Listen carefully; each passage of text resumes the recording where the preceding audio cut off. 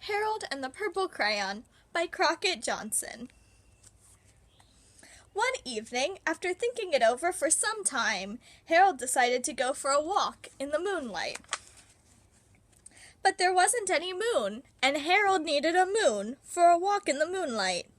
And he needed something to walk on. He made a long, straight path so he wouldn't get lost, and he set off on his walk, taking his big purple crayon with him.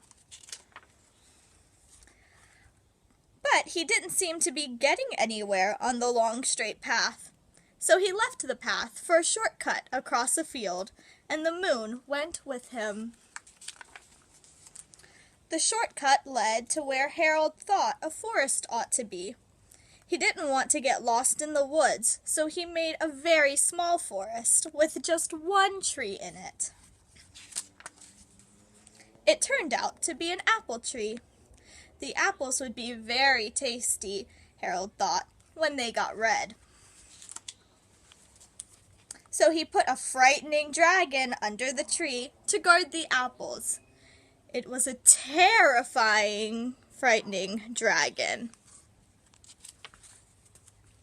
It even frightened Harold. He backed away. His hand holding the purple crayon shook. Suddenly, he realized what was happening, but by then Harold was over his head in an ocean. He came up thinking fast, and in no time he was climbing aboard a trim little boat.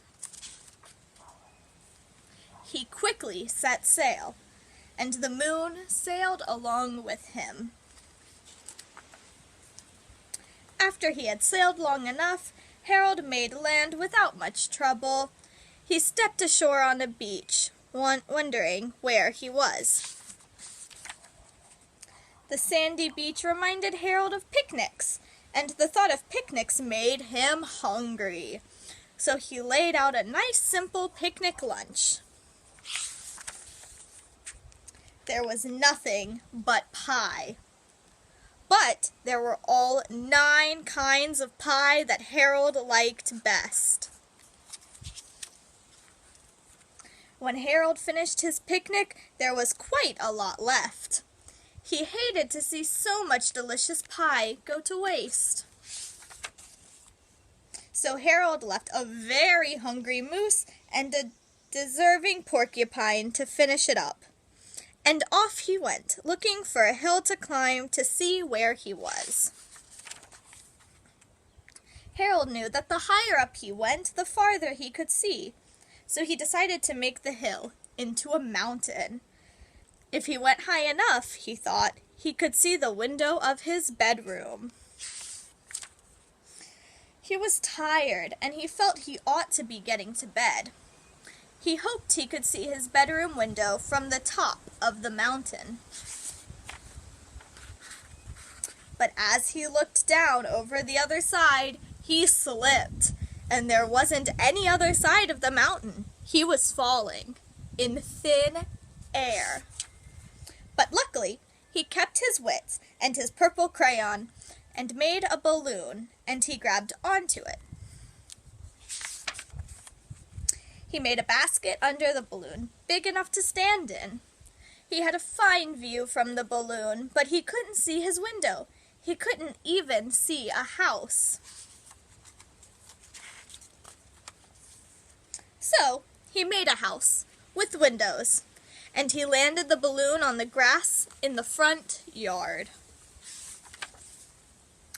None of the windows was his window.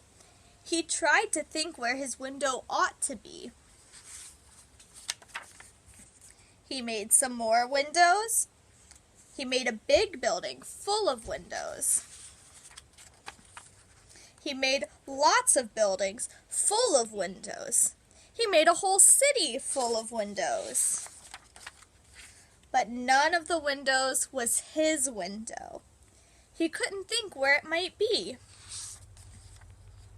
He decided to ask a policeman. The policeman pointed the way Harold was going anyway, but Harold thanked him. and he walked along with the moon, wishing he was in his room and in bed. Then, suddenly, Harold remembered. He remembered where his bedroom window was when there was a moon. It was always right around the moon. And then Harold made his bed. He got in it and he drew up the covers.